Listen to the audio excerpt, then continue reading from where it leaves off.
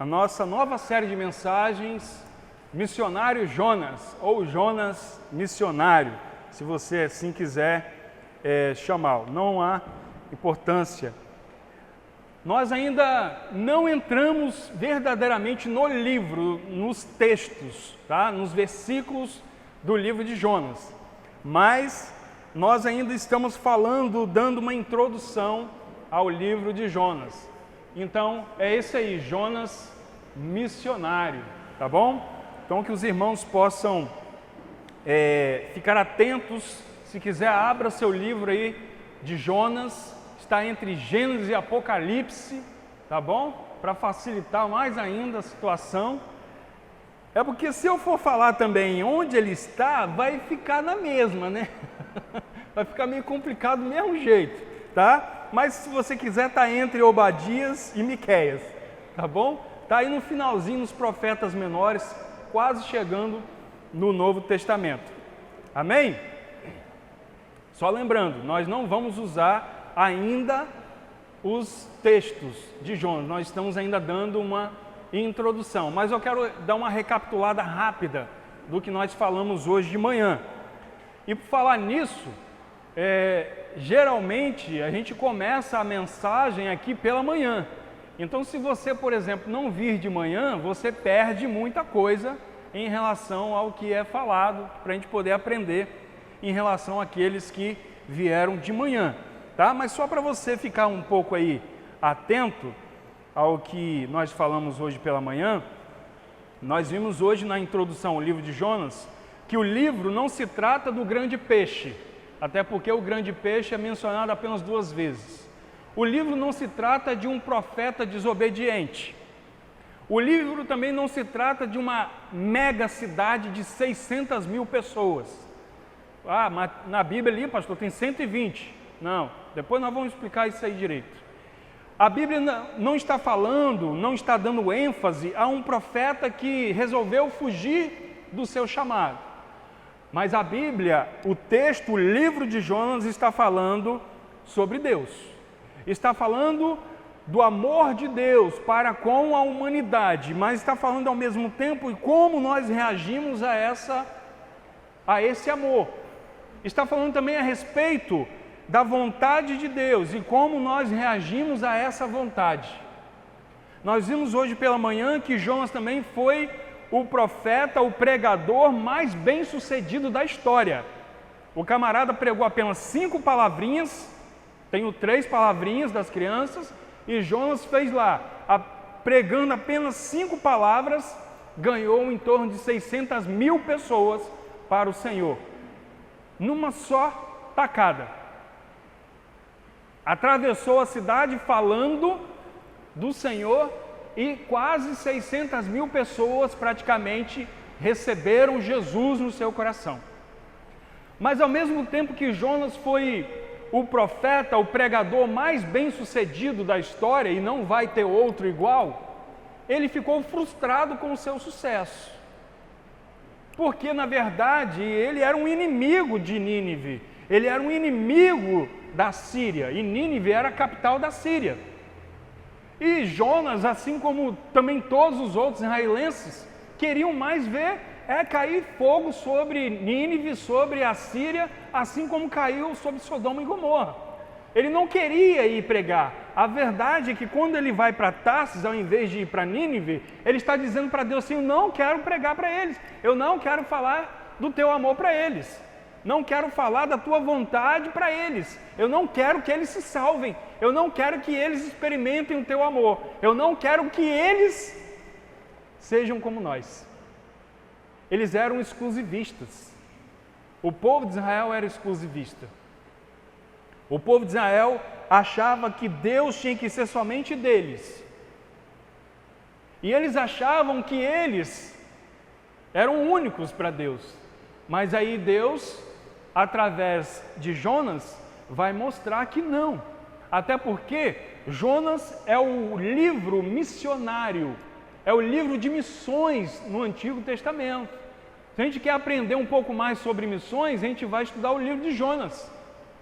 Como se deve fazer missões e fazer com sucesso. Porque Jonas fez com sucesso. Ele obteve um sucesso tremendo. E nós estamos aqui diante de um livro que ele é atual para a igreja de hoje e sempre será atual para a igreja de amanhã. Ele sempre será necessário ser falado, sempre será necessário ser pregado dentro das igrejas. Porque tem tudo a ver conosco. Nós vimos hoje de manhã que Jonas era exclusivista, assim como Israel, e que muitas vezes nós somos exclusivistas, nós não queremos compartilhar das bênçãos de Deus, nós muitas vezes não queremos compartilhar da vontade de Deus, do amor de Deus com as pessoas. A gente não quer que, inconscientemente, que as pessoas sejam salvas. Nós somos como Jonas, e no final de tudo, quando nós falamos hoje de manhã aqui, nós soltamos a hashtag, somos todos Jonas. Porque esse livro aqui está falando para mim e está falando para você. Esse livro é para nós, é para a nossa igreja, para todas as igrejas do mundo agora. E sempre será. E é interessante também que nós vimos algumas curiosidades aqui, nessa introdução, que segundo a tradição judaica, Jonas era o filho da viúva de Serepta, que foi ressuscitado por Elias, segundo a tradição judaica. E a tradição judaica é uma coisa muito séria, não é uma coisa à toa.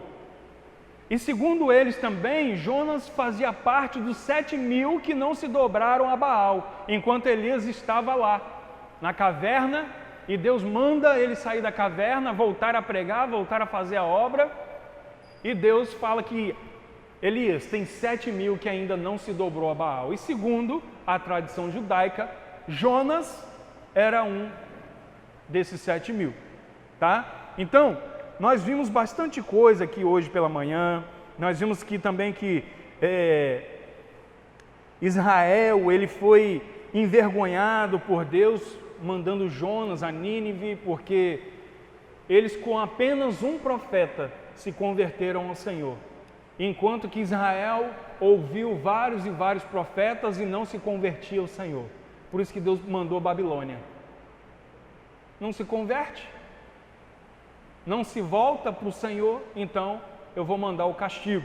Já que não querem, já que estão obstinados de coração, eu vou mandar então uma repreensão, e uma repreensão daquelas, para vocês entenderem que vocês devem me obedecer, que vocês dependem de mim, que vocês não podem viver da forma que vocês querem viver, vocês têm que viver segundo a minha vontade. Então nós vimos tudo isso hoje de manhã. Estou dando uma recapitulada aqui porque começou hoje, tá bom? Eu praticamente já falei quase todos os pontos aqui da manhã. Mas eu quero continuar com vocês nesta noite e eu quero que vocês entendam hoje o que aprendemos com o livro de Jonas. Nós vamos ver 3 coisas que nós aprendemos com o livro de Jonas aqui, para que nós possamos crescer na graça e no conhecimento do Senhor. A primeira coisa que a gente vê no livro de Jonas é que a salvação é uma graça sem fronteiras. A salvação que vem do Senhor não tem fronteiras, não tem limite. Vai a todos os povos, a todas as línguas, a todas as nações. A graça do Senhor abrange pobres, ricos, a todas as pessoas, grandes, pequenos, a todos. A todos. Não importa se ele é branco, não importa se ele é negro, eu ainda não sei, vou estudar se é negro, se é preto, eu não sei como é que fala ainda direito, mas não importa, porque só tem uma raça no mundo, a raça humana. Deus só fez uma raça. Nós que inventamos negócio de raça branca, raça negra, raça não sei o quê, só existe uma raça. E toda essa raça humana vai comparecer diante do Senhor, vai se colocar diante dele, e aí Deus vai cobrar: você ouviu minha palavra e não tomou uma decisão a favor da minha palavra. Você ouviu sobre a minha vontade e não tomou uma decisão a respeito da minha vontade. Você desfrutou do meu amor, mas não teve um amor recíproco para comigo. Deus vai nos cobrar. A palavra de Deus é para todas as pessoas, Todas as pessoas são alvo da salvação, da graça de Deus. E aí nós vamos ver que a salvação é uma graça sem fronteiras. E é importante nós lembrarmos aqui, irmãos, que Ele, o Senhor, é o autor da salvação, o autor da fé. É Ele, o Senhor Jesus. Quem? Jesus? Quem é? Como é que é o nome dele? É esse aí, assim, timidozinho?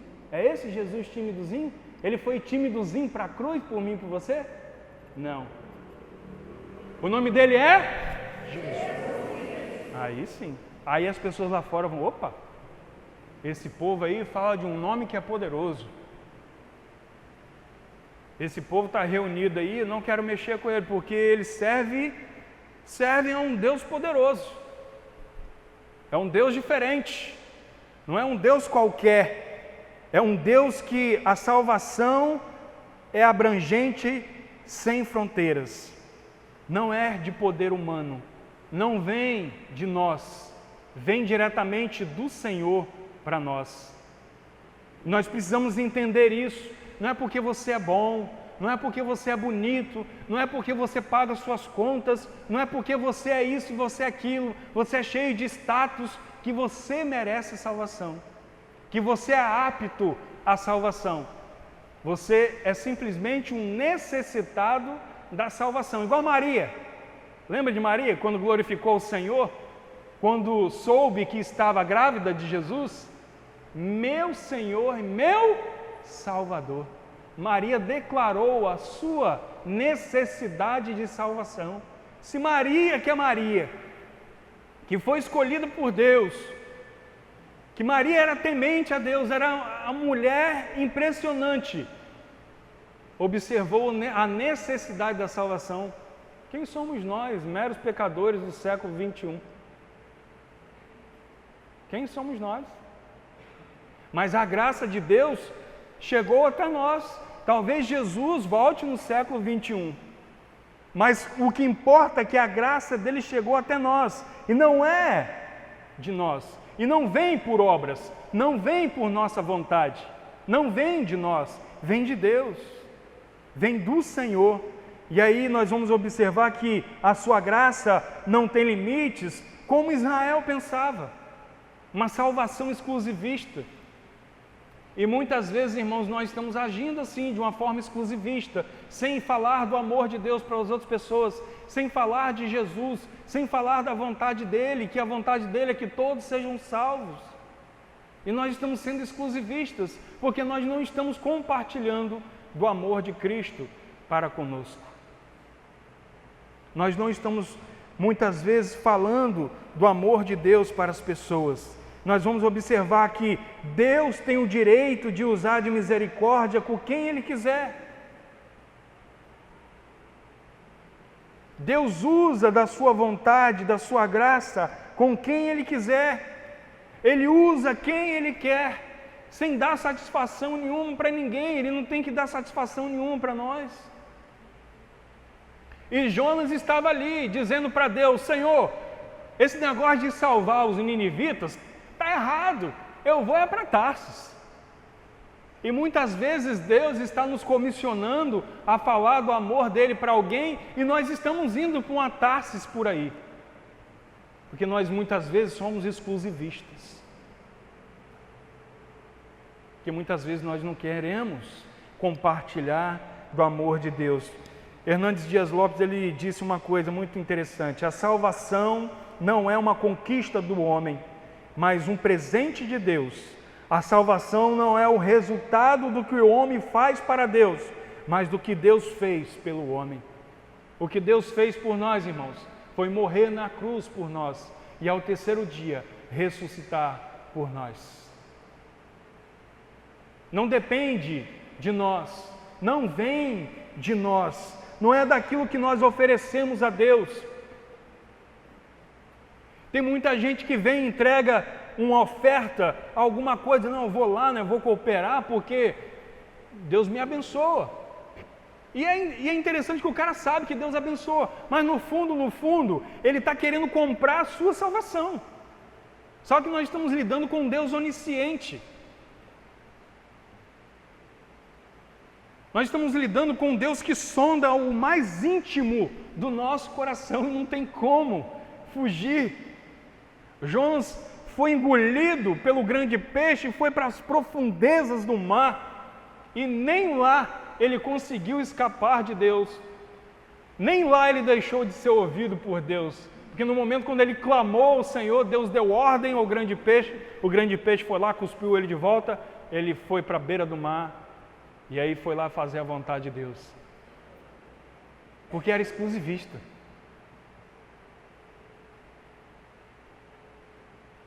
Nós não podemos achar que a salvação depende de nós. Irmãos, esses dias eu coloquei no Facebook, e tenho colocado mesmo, coloco de propósito. Infelizmente, ao invés de a gente estar pregando para pessoas que não são crentes, nós estamos tendo que pregar para os crentes se converterem. E eu quero dizer isso com todo amor, com todo carinho, todo respeito para com você. Mas eu quero deixar bem atento, você bem alerta, que eu não estou falando para ninguém lá fora, estou falando para você agora aqui que está me ouvindo. Para você se converter. Para você entregar sua vida a Cristo. Para você nascer de novo. E não apenas ser membro da igreja.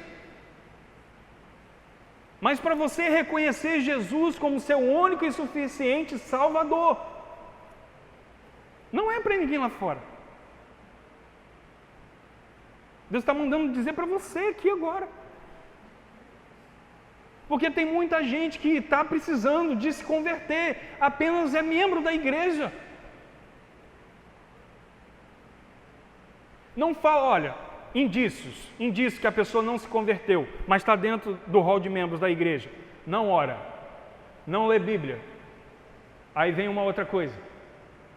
Não fala do amor de Deus para ninguém, não compartilha Jesus, não se identifica como crente na escola, no trabalho, na faculdade ou em qualquer outro lugar.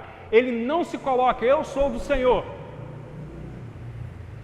Não se coloca. Ele fica ali 007. Tem um crente 007? E pior que para Jesus é o espião que me amava. Não compartilha, são indícios de que você não se converteu. Um outro indício, você não tem desejo de vir à igreja e ser igreja. É um outro indício que você ainda não se converteu. E tudo isso indica que você é apenas um consumidor da fé. É aquele que entende que a igreja é o melhor lugar para estar, é melhor estar na igreja do que numa boate, é melhor estar na igreja do que, sei lá, em qualquer outro lugar. É melhor, eu vou para a igreja, porque lá tem pessoas que, são pessoas boas, são pessoas, eu vou para lá. Mas vir ser igreja, estar disponível, chegar e falar, Senhor, eu estou disponível, os dons que o Senhor me deu estão aqui, e eu quero fazer a tua obra. Estou disponível. Pastor, eu quero dirigir um culto. Se o senhor puder me escalar, me põe aí para dirigir um culto. Tá? Pastor, eu estou aprendendo a pregar, o senhor pode me dar a oportunidade? Entende como é que é o negócio? Pastor, eu quero participar do ministério tal. Pastor, eu estou precisando de me desenvolver mais na minha vida cristã. Pastor, eu estou querendo dar estudo bíblico para pessoas ainda não crentes. Eu quero fazer igual o irmão Borré está fazendo, está dando estudo bíblico. Quero fazer igual a irmã Marilete, está dando estudo bíblico. Entende? Compartilhar. Esses são os indícios de que você é convertido, de que você é salvo. Não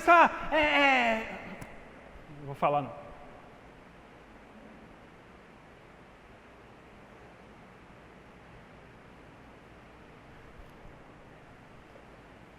É a palavra de Deus.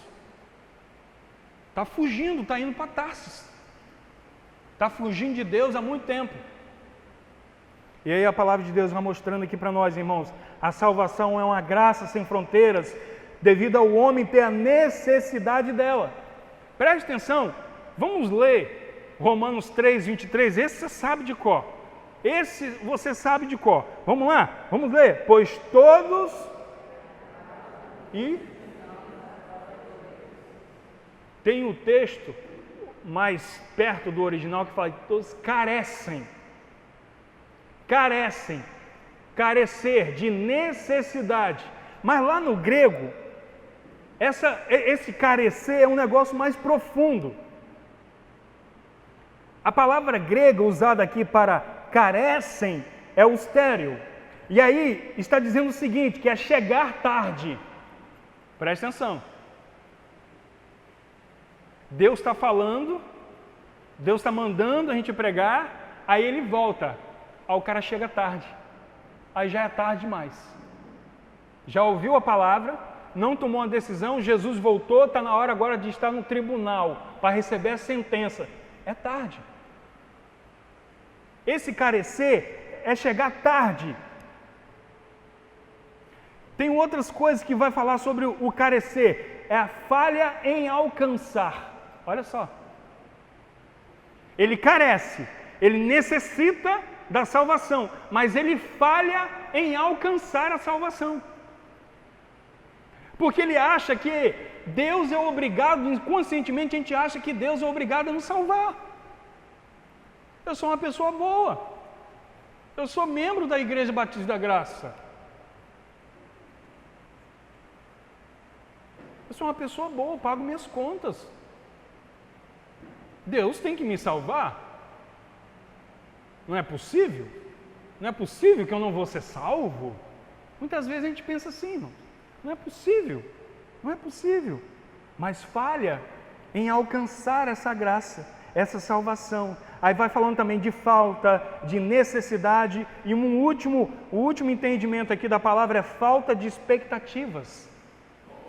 Essa pessoa, olha só, o texto vai falar assim, ó, pois todos pecaram e têm faltas de expectativas da glória de Deus. Ela falha em ter a glória de Deus. Ela chega atrasado em relação até a glória de Deus. Não tem expectativa nenhuma em ter salvação. Ela quer viver do jeito que quer viver. Mas, irmãos, a salvação é sem fronteiras, porque o desejo de Deus é que todos a alcancem. É o que a gente vê lá em 1 Timóteo 2, 3, 4, que Paulo fala a Timóteo que o desejo de Deus é que todos cheguem ao pleno conhecimento e sejam salvos. Que todos cheguem ao pleno conhecimento e sejam salvos. Porque é somente conhecendo a palavra de Deus que você vai ter a salvação. A palavra de Deus dá o start da fé no seu coração. Você é uma pessoa cheia de salvação, cheia de fé. Deus te deu fé, Deus colocou fé no seu coração. Mas muitas vezes você está colocando a sua fé no lugar errado. No lugar errado. Aí, ó. O qual deseja que todos os homens sejam salvos e cheguem ao pleno conhecimento da verdade. A verdade que salva, que liberta. Se o Filho vos libertar, verdadeiramente sereis livres. Livres. Livres do pecado. Livres da escravidão do diabo. Mas livre em Cristo. Em segundo lugar, irmãos, que nós aprendemos com o livro de Jonas. Em segundo lugar, nós aprendemos que Deus é um Deus amoroso, porém é um Deus justo. É um Deus que não pode brincar. Tem até agora os stickers, né? No WhatsApp. Jesus chega, as crianças estão brincando, aí Jesus pergunta para as crianças: o que vocês estão brincando? Aí as crianças falam: nós estamos brincando, não lembro direito, nós estamos brincando alguma coisa. Só que ele está ali no meio. Aí no final ele pega e dá uma risadinha assim: com Deus não se brinca. E é verdade. Deus é um Deus amoroso, é um Deus compreensivo, é um Deus compassivo, é um Deus misericordioso, cheio de graça, mas é um Deus de justiça. E isso a gente não pode esquecer. É um Deus que está ali derramando a sua graça, derramando o seu amor sobre nós, mas no final das contas Ele vai cobrar isso. O que você fez com o meu amor? O que você fez com o meu favor? Graça. A palavra graça significa favor. O que você fez com o favor que eu te dei? O que você fez? Ele vai nos cobrar, porque é um Deus justo. Não é o fato de Deus ser um Deus amoroso que faz dele um Deus indiferente, irmãos. Um Deus que faz vista grossa. Até porque Ele é onipresente. Não tem como fazer vista grossa. Está em todos os lugares. É onisciente. Vê todas as coisas. É onipotente. Tem o poder de todas as coisas. Não tem como fugir dos olhos de Deus. Não tem nada que fica oculto aos olhos de Deus. Ele não tolerou, irmãos, a maldade dos ninivitas e mandou Jonas advertir os ninivitas. Mandou Jonas pregar sobre o arrependimento. Mandou Jonas falar para eles, abram os olhos porque Deus vai mandar fogo aqui. Se vocês não se converterem, estou parafraseando Jonas, se vocês não se decidirem, se vocês não se converterem, se vocês não se arrependerem, Deus vai destruir tudo isso aqui. Deus vai colocar a mão pesada sobre isso aqui, sobre sua vida.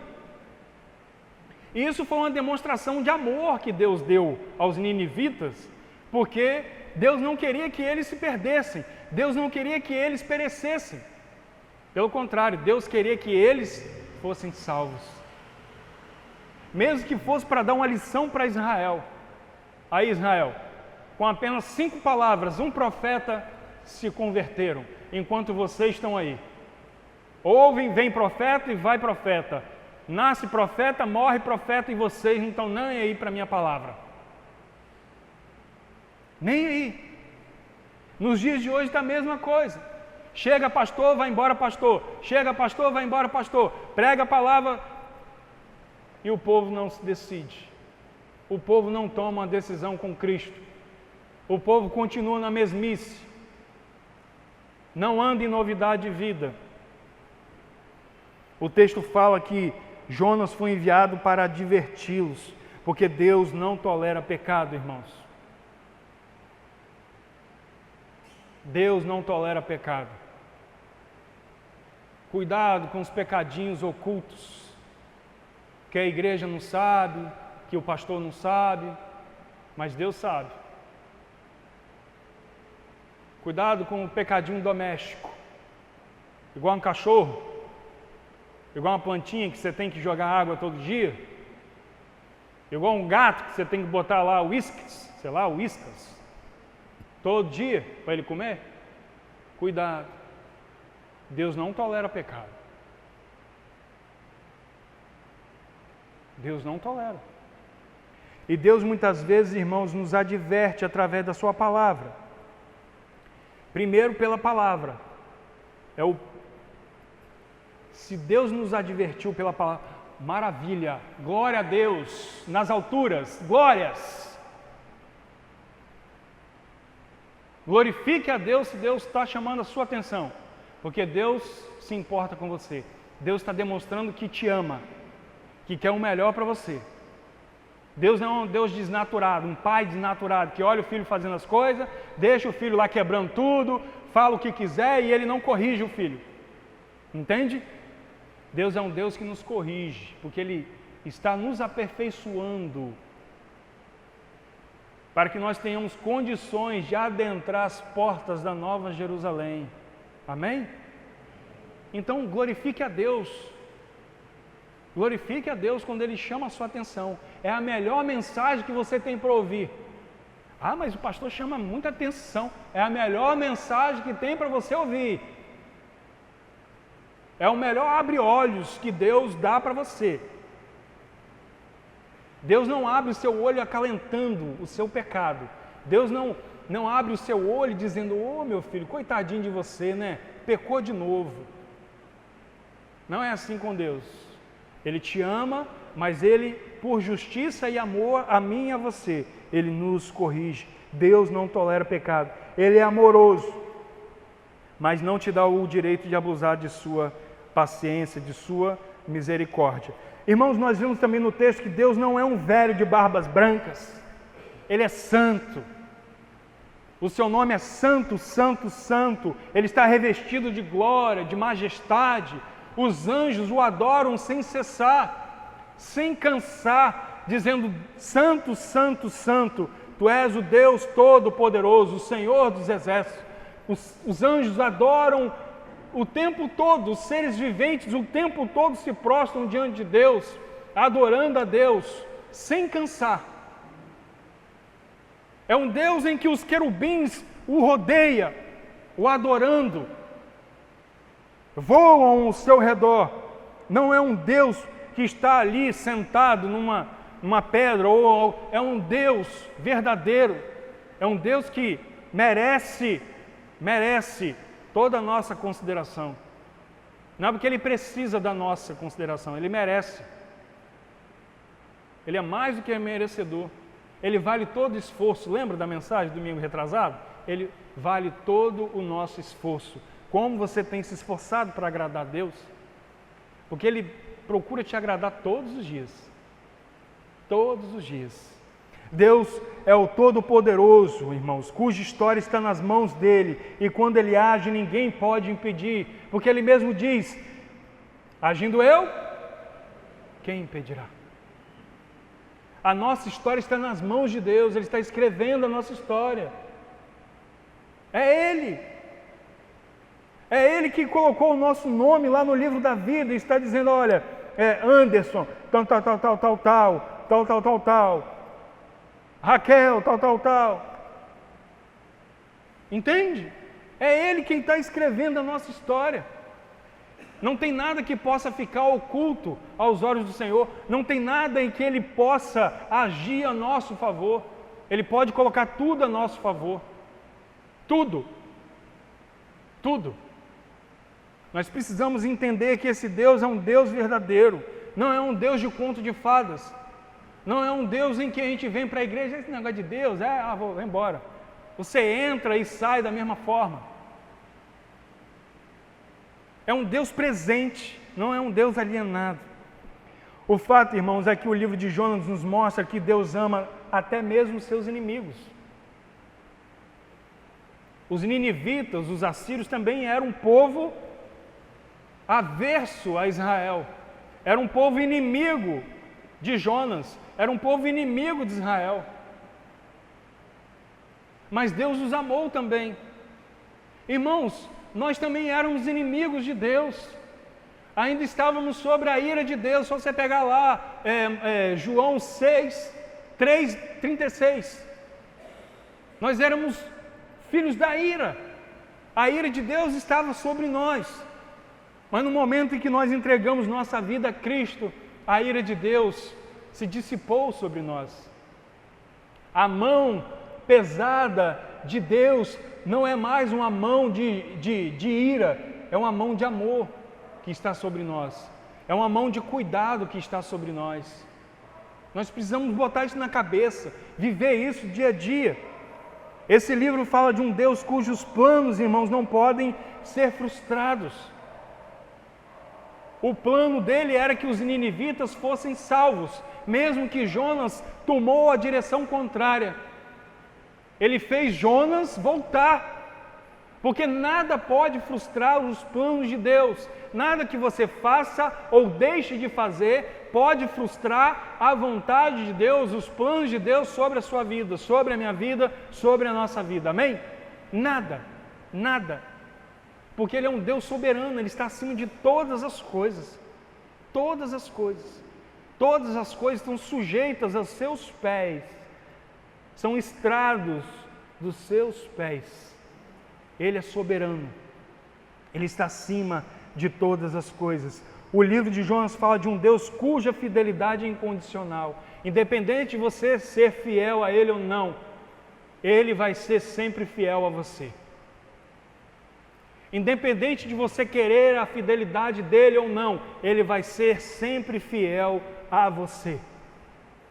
Sempre. Ele jamais vai te dar motivo de você pensar de que ele foi infiel para contigo.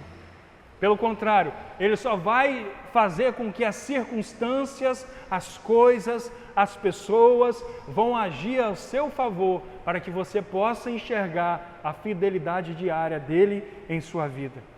E esse livro também ele expressa um Deus que ama ouvir as orações de quem clamar.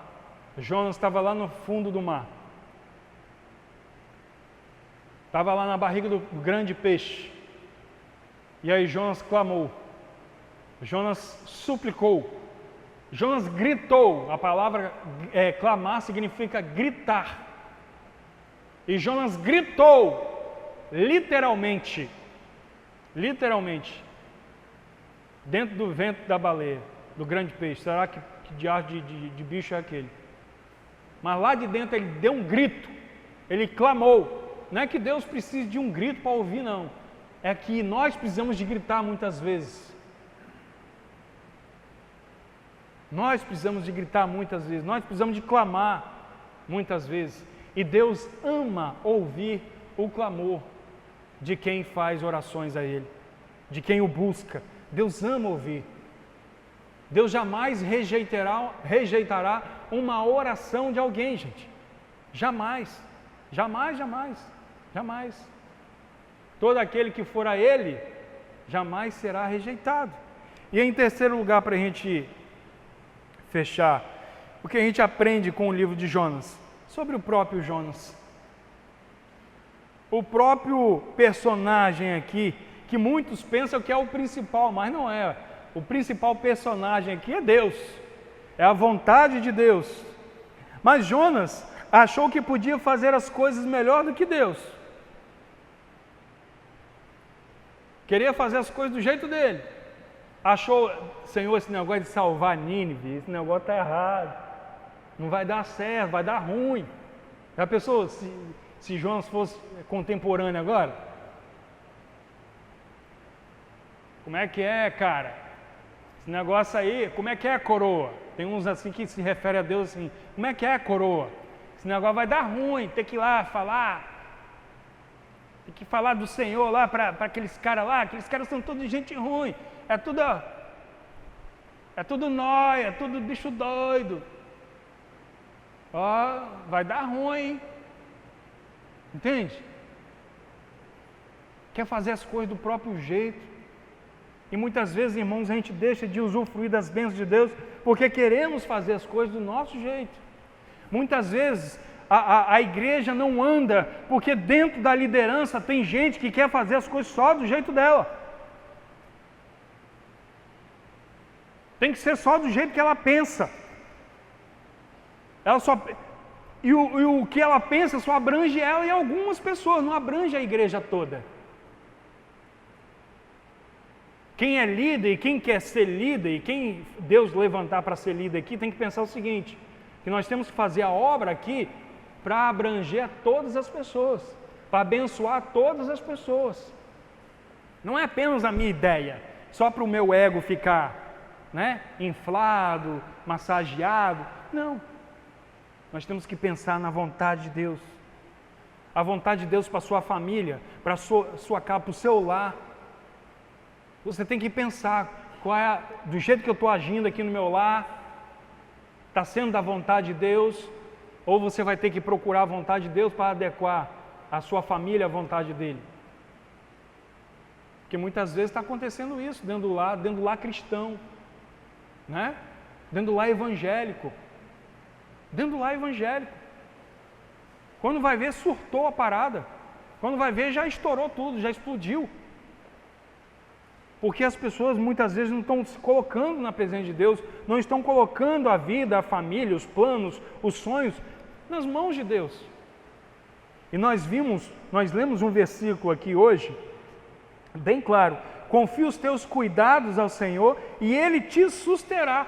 confia os teus cuidados, a sua vida, seus planos, seus pensamentos, seus sonhos ao Senhor e Ele susterá, Ele vai te dar sustentação para que você consiga alcançar. É lógico, desde que tudo isso esteja dentro do raio de vontade de Deus, né? Não é qualquer coisa, não é qualquer coisa. Então, irmãos, Jonas achou que podia fazer as coisas melhor do que Deus. E muitas vezes achamos que podemos fazer as coisas melhor do que Deus. E é interessante que Jonas tinha a compreensão correta, tinha a teologia correta sobre Deus, mas na prática era um herege. Na prática, ele era um herege daqueles de primeira categoria. Muitas vezes as pessoas estão dentro da igreja, têm uma compreensão teológica muito boa, fantástica, apurada, mas na prática, na hora de praticar, é um herege. E aí entra Tiago falando aqui ao nosso coração: não seja apenas ouvintes da palavra, mas as praticais, para que não enganais a vós mesmos. É simples. É simples, irmãos. Não seja como Jonas, tenha uma compreensão teológica correta de Deus e um herege na prática. Ele conhecia as Escrituras, em especial os Salmos que estão aqui nos versículos do capítulo 2. Ele usa Salmos aqui, conhecia os Salmos, conhecia a palavra de Deus, mas não se importava com o próximo, não se importava com a salvação daqueles que estavam ao seu redor. Muitos aqui conhecem a palavra, conhecem os Salmos, conhecem a Bíblia de capa a capa, mas não se importam com aqueles que estão aí perecendo, os ninivitas.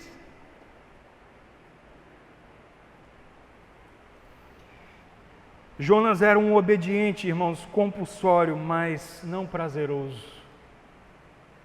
Tinha prazer nenhum em fazer a vontade de Deus, pelo menos nesse requisito. Que muitas vezes a gente faz como Jonas, escolhe fazer a vontade de Deus aqui e ali. Aqui não. Aqui sim. Ali não. Muitas vezes somos obedientes compulsórios apenas. Não temos prazer em nos sujeitar à vontade de Deus. Jonas só queria receber as bênçãos, mas não queria ser uma bênção na vida dos ninivitas. Era exclusivista. Jonas preferiu morrer. Vocês vão ver que Jonas tem um perfil suicida. Jonas era um cara suicida, doidaço. O cara preferiu morrer. Ele preferiu morrer do que ir pregar. Ele até confessou, né, ao capitão do barco, aos camaradas lá: olha, eu pertenço ao Deus Todo-Poderoso, o Deus de Israel, mas está acontecendo essa tempestade todinha aqui por minha causa. Então vocês podem fazer o seguinte: me joga no mar, que aí a tempestade vai cessar. E aí os caras jogaram. Porque ele pensou o seguinte: essa tempestade aqui está tão grande, está tão forte, que eu vou morrer na primeira onda que vi. O primeiro, como é que fala quando a pessoa está lá na praia, lá, o primeiro caldo que eu tomar eu morro. Porque a onda vai me jogar lá tão fundo que eu não vou conseguir voltar respirando. O cara era suicida. O cara preferiu morrer do que pregar aos ninivitas. E você? Tem preferido morrer espiritualmente a pregar a palavra de Deus? É você um Jonas? Se você é um Jonas, você precisa voltar para o Senhor. Se você ainda não se entregou a Cristo, você precisa ainda se tornar um Jonas. Mas tem muitos Jonas aqui que precisam se voltar para o Senhor.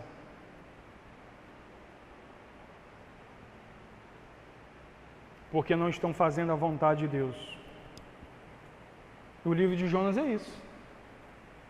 Sobre um profeta, sobre um grande peixe, sobre desobediência, mas principalmente sobre um Deus de amor e de justiça.